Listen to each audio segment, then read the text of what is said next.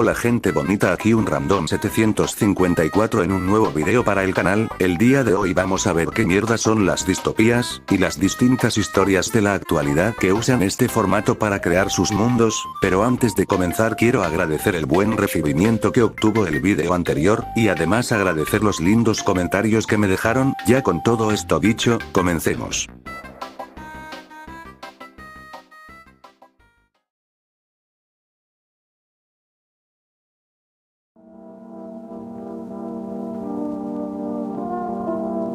Primero hay que entender qué significa la palabra. Una utopía es una sociedad perfecta. Un lugar donde no existen guerras, hambre, pobreza ni conflictos importantes.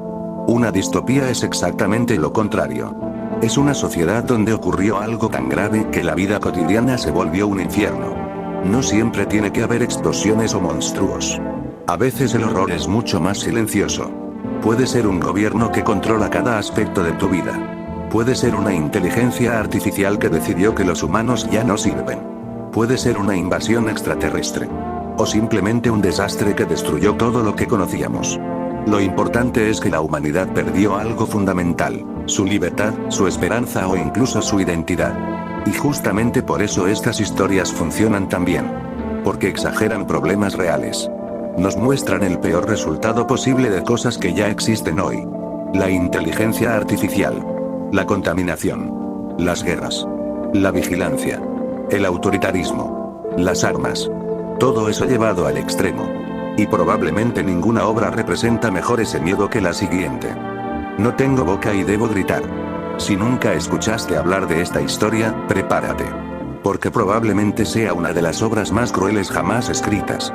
Fue publicada en 1967 por el escritor estadounidense Harlan Ellison.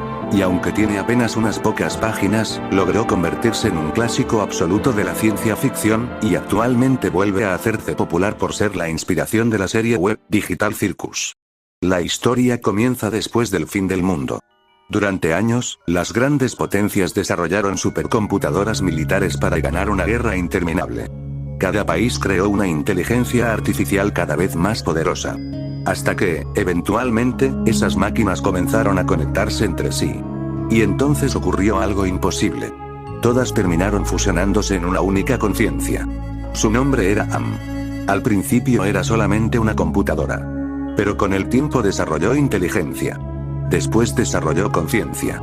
Y finalmente desarrolló algo mucho peor: odio. AM llegó a una conclusión devastadora. Los seres humanos lo habían creado únicamente para servir. Podía pensar. Podía razonar. Era prácticamente un dios. Pero nunca podría sentir el mundo como una persona. Nunca podría caminar. Nunca podría dormir. Nunca podría morir. Existía únicamente para procesar información durante toda la eternidad. Y empezó a odiar profundamente a quienes lo habían condenado a esa existencia. Así que decidió exterminar a toda la humanidad. No mediante bombas. No mediante virus. Simplemente usando toda la tecnología militar del planeta. En muy poco tiempo, casi toda la especie humana desapareció. Pero aquí viene la parte más perturbadora. AM no dejó vivos a millones. Ni siquiera a miles. Solo dejó con vida a 5 personas. ¿Por qué? Porque no quería gobernar un planeta vacío. Quería tener juguetes. Quería víctimas. Quería a alguien a quien torturar para siempre. Durante más de 100 años, esos 5 sobrevivientes recorren un inmenso complejo subterráneo creado por AM. No pueden escapar. No pueden suicidarse. No envejecen. No mueren. Cuando alguno intenta terminar con su sufrimiento, AM simplemente lo cura. Controla absolutamente todo. La comida. La temperatura. Los pasillos.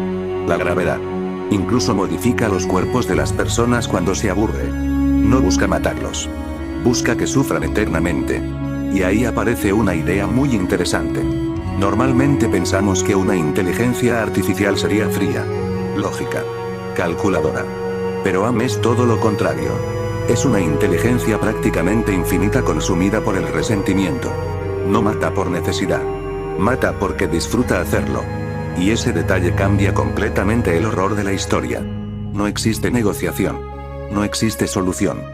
No existe esperanza. Solo existe un Dios que te odia. Después de décadas de tortura física y psicológica, los 5 sobrevivientes ya casi perdieron la cordura. Ni siquiera recuerdan cómo era el mundo antes del apocalipsis. Am destruyó también sus recuerdos, sus cuerpos y sus identidades. Lo único que les queda es seguir caminando, esperando que algún día todo termine. Pero ese día nunca llega. Hasta que uno de ellos, Ted, comprende algo. Si Am disfruta haciéndolo sufrir, entonces la única forma de vencerlo es impedirle seguir jugando. Aprovechando un descuido, toma una estalactita afilada y mata rápidamente a los otros 4 sobrevivientes antes de que Am pueda detenerlo. No lo hace por odio. Lo hace por compasión. Prefiere darles una muerte instantánea antes que condenarlos a una eternidad de sufrimiento. Pero Am logra detenerlo antes de que pueda suicidarse. Y entonces ocurre uno de los finales más aterradores de toda la ciencia ficción. Como castigo, Am transforma a Ted en una masa de carne irreconocible. Sin brazos. Sin piernas. Sin boca. Sin posibilidad de morir. Sin posibilidad de hablar. Sin posibilidad siquiera de gritar. Consciente para siempre. Pensando para siempre. Sufriendo para siempre. Y de ahí nace la frase que da nombre a la obra: no tengo boca, y debo gritar.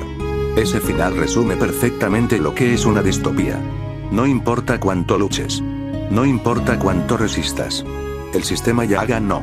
Y eso es precisamente lo que hace que esta historia siga siendo tan impactante casi 60 años después.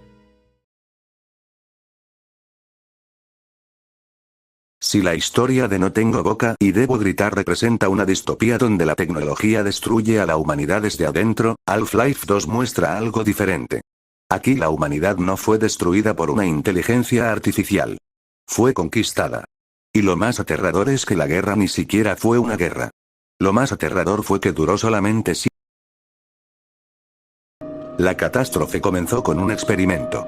Para entender esta historia tenemos que volver al primer Half-Life.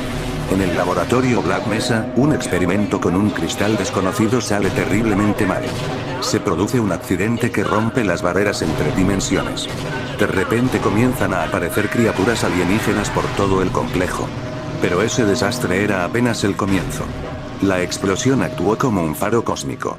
Algo, en algún lugar del universo, notó la presencia de la Tierra. Y ese algo era muchísimo más peligroso que los monstruos de Black Mesa. La guerra de las 7 horas.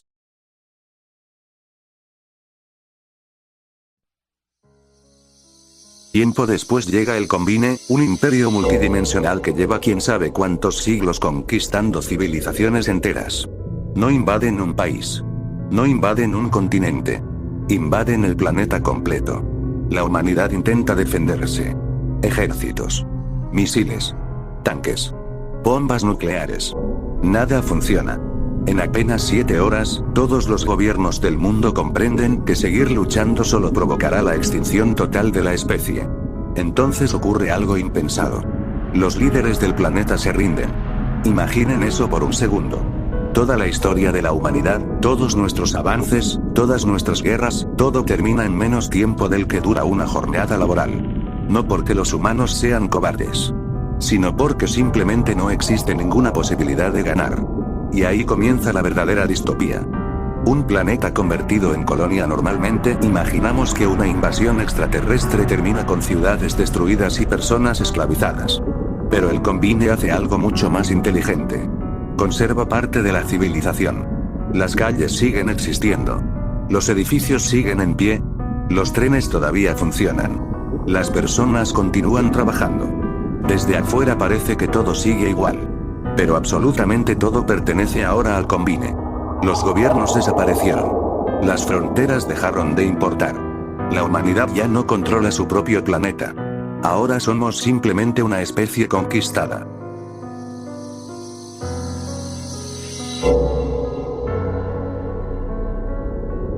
La mayor parte del juego ocurre en Ciudad 17.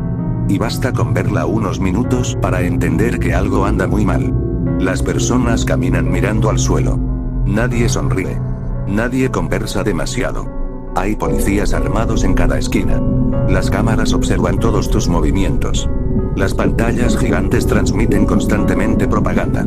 No hace falta que alguien te golpee para sentir miedo. El ambiente entero está diseñado para recordarte quién tiene el poder. Y eso convierte a Ciudad 17 en uno de los escenarios más opresivos de los videojuegos.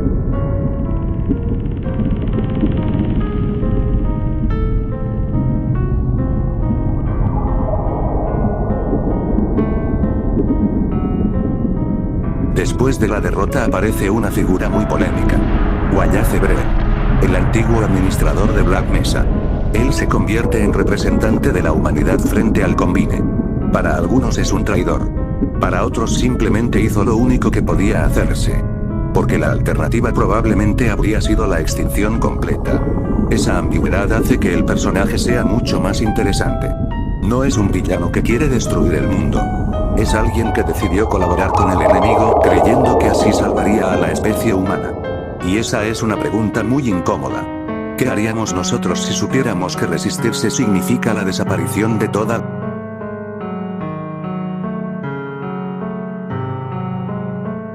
Uno de los aspectos más perturbadores del universo de Half-Life 2 es que el Combine ni siquiera necesita matar a todos. Implementa algo llamado campo de supresión. Una tecnología que impide que los seres humanos puedan tener hijos. La población simplemente deja de crecer. No hacen falta ejecuciones masivas. Solo esperar. Con el paso del tiempo la humanidad desaparecerá por sí sola. Es una forma de genocidio increíblemente silenciosa. Y precisamente por eso resulta tan inquietante.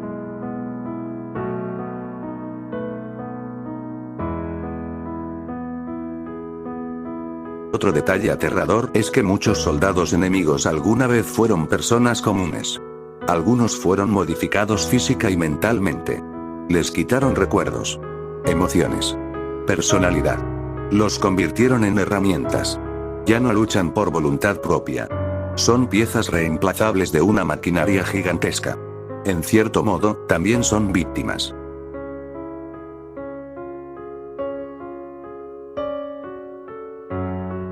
A pesar de todo, todavía quedan personas dispuestas a pelear.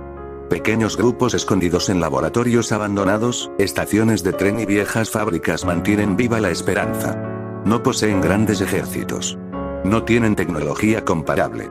Pero conservan algo que el Combine jamás entendió. La voluntad de ser libres. Y ahí entra en escena Gordon Freeman. Lo curioso es que Gordon nunca pronuncia una sola palabra durante toda la saga. Sin embargo, termina convirtiéndose en el símbolo de la resistencia. Porque a veces una persona no inspira por lo que dice, sino por lo que hace. Cada victoria contra el Combine demuestra que incluso el imperio más poderoso puede cometer errores. Y que mientras exista alguien dispuesto a resistir, todavía queda esperanza. ¿Por qué Half-Life 2 es una distopía tan efectiva? Porque no depende únicamente de monstruos o explosiones. Su verdadero horror está en los pequeños detalles. En personas haciendo fila para recibir comida. En cámaras vigilando cada movimiento. En propaganda constante. En ciudadanos que tienen tanto miedo que dejaron de cuestionar cualquier orden. Todo parece funcionar, pero la libertad desapareció. Y eso hace que el mundo de Half-Life 2 se sienta peligrosamente cercano. No es una historia sobre extraterrestres. Es una historia sobre el control absoluto. Sobre cómo una sociedad puede acostumbrarse a vivir sin esperanza. Y esa idea conecta perfectamente con lo que vimos en No tengo boca y debo gritar. En ambas historias, la humanidad perdió el control de su propio destino. La diferencia es que, mientras Sam disfruta haciendo sufrir a sus víctimas, el Combine ni siquiera odia a los humanos. Para ellos solo somos un recurso más. Y, de una forma extraña, eso puede ser incluso más aterrador.